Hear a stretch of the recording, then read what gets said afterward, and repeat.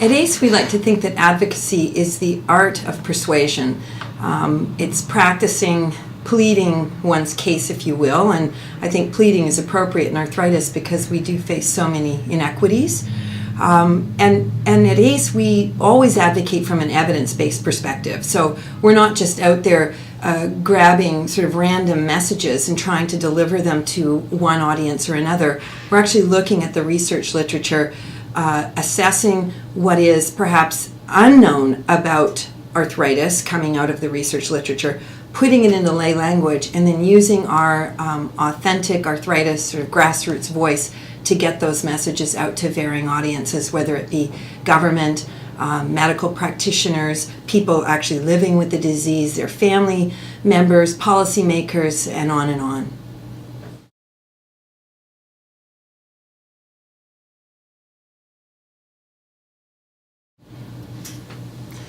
Advocacy in arthritis is really important because a lot of change is actually needed in order to improve what people with the disease are receiving in terms of education, information, treatment. If we're not actually getting the information from the research literature out to varying audiences, we will not be able to affect change for our community. And our community numbers 4.5 million Canadians, so the importance of making positive change for those people is enormous. Also, advocacy plays a very important role in empowering people with the disease.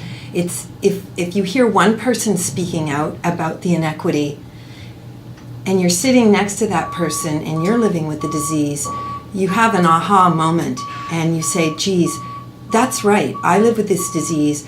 I now feel like I have a voice. And that empowerment process is just phenomenal and actually delivers a better health outcome for the person who's turned on to advocacy. They gain their own voice, their own legs, and feel like they become their own champion for their health care. So it's a really empowering activity, advocacy. It also helps to ensure that policymakers are getting it right. We live in a country and in provinces across this country where the model of care is basically an antique.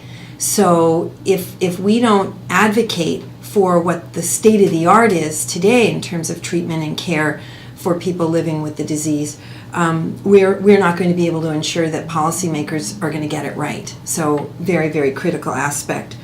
And also, I think that it really helps to ensure that it's not just ACE's voice or other arthritis organizations' voices that are being heard. It's the individual living with disease. That's what was so powerful about the HIV movement years ago, is that each and every one of the people who were living with that terrible disease stood up and said, I matter, and I'm going to help myself. And when they did that, they helped an entire community. And that's what I think is so vitally important in the area of arthritis advocacy.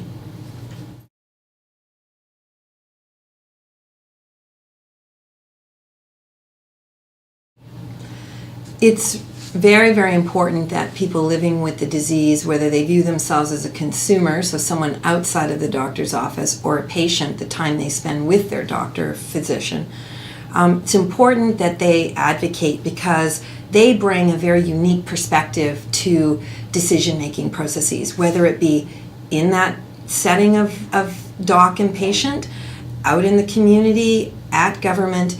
If they're not bringing their unique experience with disease, then those various audiences are not hearing things straight from the horse's mouth, if you will.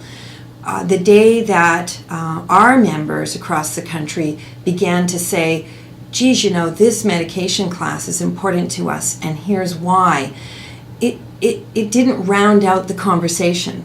And so that unique disease experience rounds out the conversation that has to occur in order to make positive change for people living with arthritis, whether it be about the development of new medicines, whether it be input on the development of a new education program aimed at serving their population, or making policy around models of care or whatever.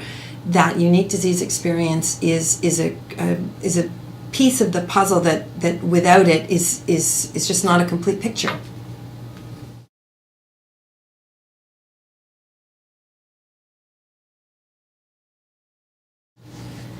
ACE has led a number of advocacy campaigns or initiatives, if you will, since we founded back in 2000.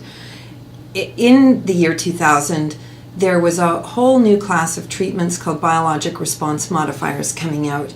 And we knew from the consultations we've been having with government that those just weren't on their radar screen. They didn't understand that this was a breakthrough class of medications for people living particularly with inflammatory forms of arthritis like rheumatoid arthritis, ankylosing spondylitis, and psoriatic arthritis. So ACE set about educating government as to the importance of this class. But further, we ran workshops that were aimed at arming people with the right information and the right questions. Because this class of medications is more expensive than other traditional disease-modifying drugs, it's really important for people living with the disease that they shouldn't be asking for something or demanding for something that in fact their physician didn't think they needed. So providing them with that full spectrum of education, I think, was really important and has been kind of the underpinning of all of the activities that ACE has done since that time. Evidence-based, campaign-driven, multiple audiences, delivering information to multiple audiences. I think that's the sort of not only the strategic way of going about advocacy, but also the responsible and transparent way to do advocacy work. Since that time, we've led campaigns that would focus on the safety of medications, which is really, really an important thing for people living with various forms of arthritis. When it came time to look at the issue of safety of non-steroidal anti-inflammatory drugs, ACE was called to serve on Health Canada's expert advisory panel. We also helped to shape information to the patient pieces of product monographs, so that has to do with the regulatory aspects. So we view that as advocacy work because it's delivering our voice to the people who are charged with shaping policy for people living with arthritis.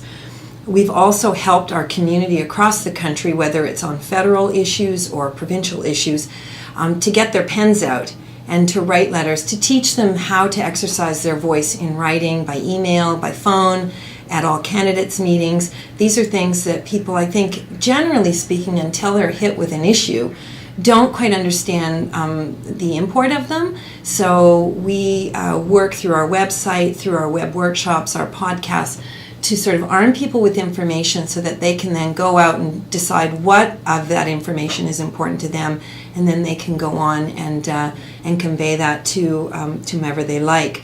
We've also created a report card on what provincial formularies, what their performance is like in terms of covering biologic response modifiers.